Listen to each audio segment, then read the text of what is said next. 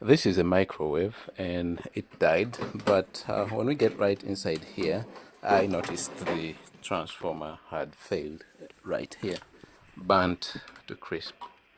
Those are the secondary coils and nothing is left of them. I bought a replacement transformer from another retired microwave and we're getting it to work. So